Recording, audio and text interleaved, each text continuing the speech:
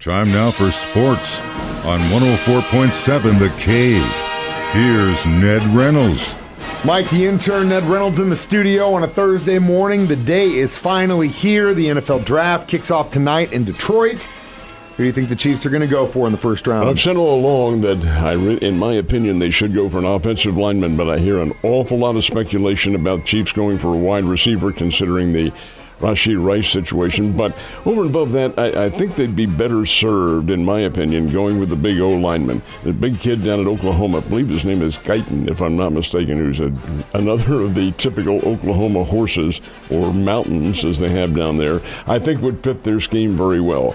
But they draft last. They're number 32, being the Super Bowl champs. They'll have the final pick, which will close the telecast tonight, which will probably run for about 3 hours, which this old man will not watch, thank you. But over and above all of that, I do think it'll be a combination, maybe a wide receiver in the second round, or maybe vice versa. O-lineman in the second round and wide receiver in the first. I think they have a pretty good core of wide receivers now, but again, they know more than we do. They do, and again, you never know. They could trade up. Could trade down. It never, we'll see. A lot of things happen, but just remember this phrase, Ned. In Veach, we trust. I don't know. I'm going to do my best to stay up to see who they pick tonight because I need to know when we come in here tomorrow to talk about it. You'll be crawling in here tomorrow. Oh, no. Well, it's also my son's birthday, so I'll be building forts and playing Nintendo all day. Birthday number 4. Quattro. The college basketball transfer portal has been in a spotlight for a little bit. When does this period end? It ends next Wednesday, May the 1st, and that is the final day that a player, this is basketball we're talking about now, that basketball players can utilize the spring transfer portal. And it's all players, graduates included. It used to be that graduates could go anytime, but they can't now. It's all got to be done by May the 1st. Mike, I'm going to get on my soapbox and rant. This whole transfer portal situation, the initial concept, I thought was a pretty good idea. A player, Mike Holmes, could transfer to another college and play right away, but then if he decided he didn't like that, then he'd have to sit out for a year. Okay, understandable. I can live with that.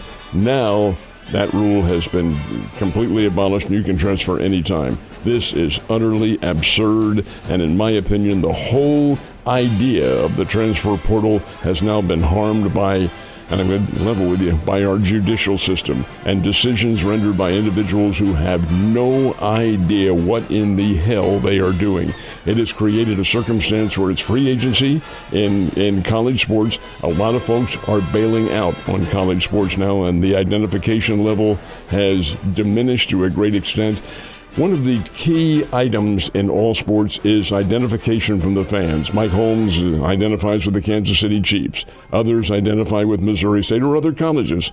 Well, now you don't know any of the players. Now you do in the pros because they sign contracts. But in college, guy can be there for a year and he's gone. You don't establish any identification. Does some dumb judge somewhere in back east, does he realize this? Hell no. He just said, we'll do this and we'll... That has got to change. This whole system of college sports has now been, I think, permanently harmed. I get exactly what you're coming from in the beginning because in theory, it seems like a pretty good system. But the problem is when you have unregulated situations like that, people abuse the system. Don't they always? Unfortunately, that is just a fact of human nature. And that was the one thing that I knew that was a possibility when it came to this. It's no different than the college money situation, these players getting paid. But at the same time, if there's money to be going around, why should the NCAA get it all? That's not fair.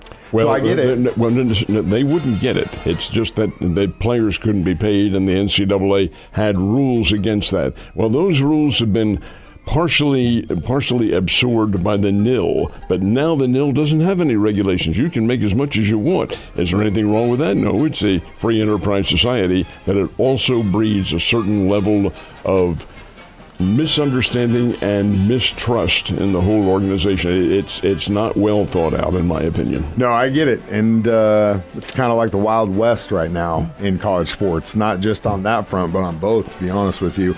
Got that news yesterday that the Cardinals were sending Jordan Walker back down to Memphis. I agree with the first comment I saw when that was posted yesterday, and that is whoever was in charge of helping this young man get ready for the majors should be fired.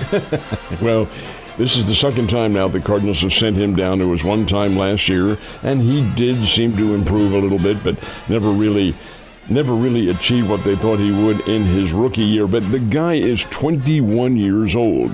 I think he may have graduated now to 22, but the fact is he's still a kid. Well, he's been scuffling at the start of the year, as have other Cardinals. Paul Goldschmidt included, although Goldschmidt did have a couple of hits yesterday and raised his average all the way up to the Mendoza line now, 200. But in Walker's case, he's down in the lower 100s and swinging at bad pitches. So the Cardinals said he better go down to Memphis again, retool that swing. He'll be back. He's too good an athlete not to be. Gosh, the guy is, 6'5", 6'6", and a marvelous athlete. There's just a lot of factors involved here. He's a good kid, and I think he'll benefit from this. But, yeah, that does certainly hurt their lineup a little bit, although the Cardinals did win yesterday. They did, and that's great. But when you got your stud up there and he can't even hit the ball to the warning track, you got an issue, and it's not just him. It's coaches and front office. Last time we got together, we talked a little bit about the Cardinals at least finishing off that series with the dub. So that's a good thing, right? It is the first time this year that they have won the closing game of a series. They were 0 for 7 going into that game yesterday. Trailed the Arizona Diamondbacks 1-0 at one time. Mike, you would have thought that with Jordan Montgomery, a former Cardinal, on the hill, that the Redbirds would have some problems. And, in fact, they did trail at one time 1-0 in the game. But presto, they came away with their first win, ending an 0 for 7 streak to start the season. And that's good. Cardinals got the win 5-1. Take today off and then go to Citi Field in New York to take on the Mets this weekend. Cardinals did drop Jordan Walker, send him down to Memphis. It's probably going to be for a very short time. He's got to get his swing back. He's out of sync right now, but I think he will. He's a good athlete. We saw him down here, of course, for a year, and he was a very fine player. He'll make it back. But Cardinals going on the road now. We'll see how they make out, but they did get the win.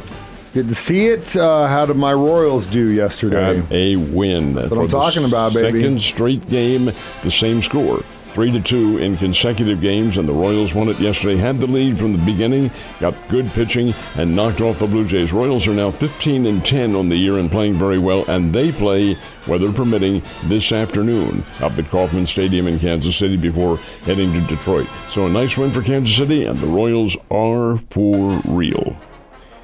What about the Springbirds? Interestingly enough, they played yesterday afternoon as well, and their score was a duplicate of the night before. The Springbirds win it 7-6 over the Arkansas Travelers. The Springbirds are now this is a ridiculous record, 14-3. 14 wins, 3 losses. That's the best in the Texas League. Hey, they're a good team, folks. This isn't a fluke. They've got some really good players. Problem is, it's Double-A baseball, and it's a very fluid roster. The St. Louis Cardinals could be, who knows, looking covetously at some of these players down here and getting ready perhaps for some transfers somewhere else. So while it's great, we've got to enjoy it now. Some of these guys, I'm guessing from history, probably won't be here much longer. Head up to Memphis and maybe to the St. Louis Cardinals. But Springfield wins at 7-6, and they continue their series tonight at Hammons Field.